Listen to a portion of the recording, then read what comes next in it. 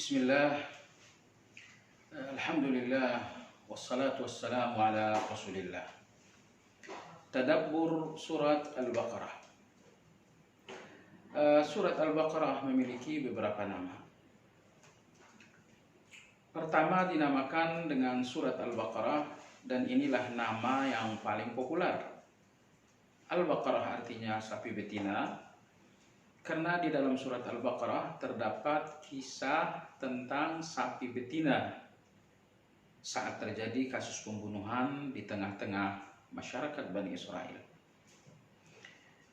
Lalu surat Al-Baqarah juga dinamakan dengan Az-Zahrawain, yang artinya adalah dua cahaya, yakni Al-Baqarah dan Ali Imran. Nabi kita sallallahu alaihi wasallam bersabda, "Iqra'u Az-Zahrawain fa innahuma ya'tiyan yaumal qiyamati ka'annahuma ghamamatan." Bacalah oleh kalian surat Az-Zahrawain, yaitu Al-Baqarah dan Ali Imran, karena keduanya akan datang menjadi awan yang menaungi pembacanya pada hari kiamat. Lalu surat Al-Baqarah ini pun dinamai dengan As-Sanam. Sanam artinya bagian atas dari sesuatu. Bagian atas dari unta dinamakan dengan punuk. Maka punuk unta dalam bahasa Arab dinamakan dengan sanam. Al-Baqarah dinamakan dengan surat As-Sanam karena hampir semua syariat dibicarakan di dalam surat Al-Baqarah.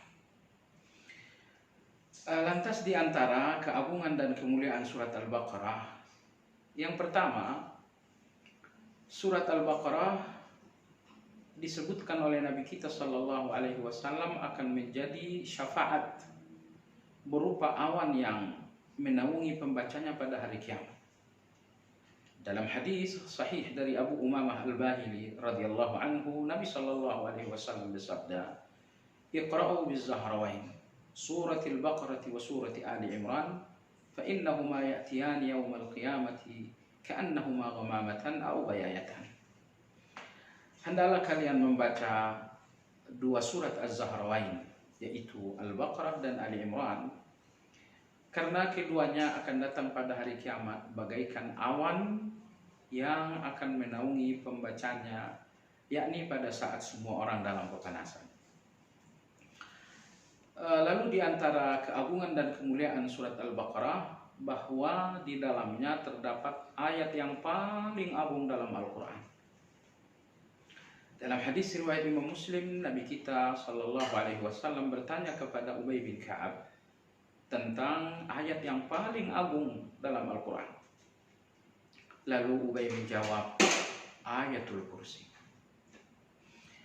Dan dalam hadis yang diriwayatkan oleh Imam Nasa'i, hadis sahih, Nabi kita sallallahu alaihi wasallam bersabda bahwa barang siapa yang membacakan Ayatul Kursi setiap selesai salat 5 waktu, lam yamna'hu min dukhulil jannati illa al-maut. Tidak ada jarak yang menghalanginya untuk memasuki surga kecuali kematian. Kemudian di antara keagungan surat Al-Baqarah terdapat dalam hadis sahih diriwayatkan Imam Bukhari dan lain-lain dari Ibnu Mas'ud, bahwa Nabi sallallahu alaihi wasallam memotivasi, menganjurkan agar kita membacakan dua ayat terakhir surat Al-Baqarah dalam suatu malam. Kata Nabi sallallahu alaihi wasallam, barang siapa yang membacakan dua ayat terakhir surat Al-Baqarah fi lailatin, dalam suatu malam, kafatahu, niscaya kedua ayat terakhir Al-Baqarah tersebut telah cukup baginya. Imam Ibnu Hajar rahimahullah mengatakan cukup dalam pengertian cukup sehingga dia tidak diganggu lagi oleh kejahatan dari jin dan dari makhluk-makhluk lain. Pendapat yang kedua, dua ayat Al-Baqarah telah mencukupi dengan pengertian, telah mencukupi untuk tidak perlu lagi melakukan salat malam. Dan pendapat yang ketiga, bahwa makna mencukupi tersebut adalah cukup baginya pahala dengan membacakan dua ayat terakhir surat Al-Baqarah. Di antara pelajaran dan tadabbur atau renungan-renungan terhadap surat Al-Baqarah. Yang pertama, sifat pertama Al-Quran disebutkan oleh Al-Quran adalah la raiba fi, bahwa tidak ada keraguan-raguan di dalam Al-Quran. Al-Quran berbicara tentang surga, tentang neraka. Al-Quran berbicara tentang malaikat, berbicara tentang jin, berbicara tentang takdir. Semuanya di luar nalar, di luar logika manusia. Namun Al-Quran mengatakan la raiba fi. Semua berita yang ada di dalam Al-Quran tidak ada keraguan padanya. Dan meragukan sesuatu yang pasti dan benar adalah penyakit. Begitupun sebaliknya, meyakini sesuatu yang dusta adalah penyakit. Meyakini sesuatu yang dusta dan meragukan adalah penyakit. Dan ragu terhadap sesuatu yang pasti dan meyakinkan adalah penyakit. Lalu sifat Al-Quran yang kedua adalah hudan, adalah petunjuk. Yang menarik bahwa Al-Quran adalah hudan secara umum.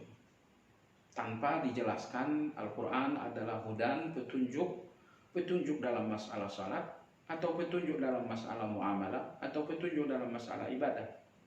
Kalimat hudan, petunjuk, disebutkan secara umum saja.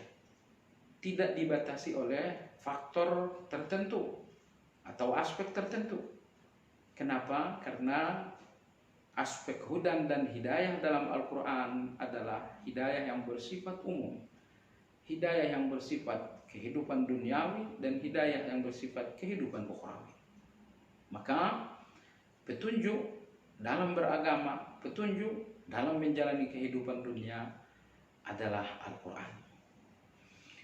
Oleh karena Al-Quran adalah kalamullah, maka kalamullah ini tidaklah jatuh menjadi sebuah keyakinan ke dalam hati sembarang orang. Hanya sekelompok orang khusus yang jiwa-jiwanya dipilih oleh Allah untuk menerima Al-Quran, lil muttaqin, yaitu orang-orang yang bertakwa. Maka ketakwaan menjadi modal utama Anda bisa hidup dengan Al-Quran. Maka apabila Anda melihat seseorang yang tidak bisa hidup dengan Al-Quran, hidupnya memiliki jarak yang jauh dengan Al-Quran, padahal dia seorang muslim, ketahuilah bahwa dia bukan seorang yang bertakwa. Sebab seorang yang bertakwa, kehidupannya pasti sesuai dengan Al-Quran. Wallahu ta'ala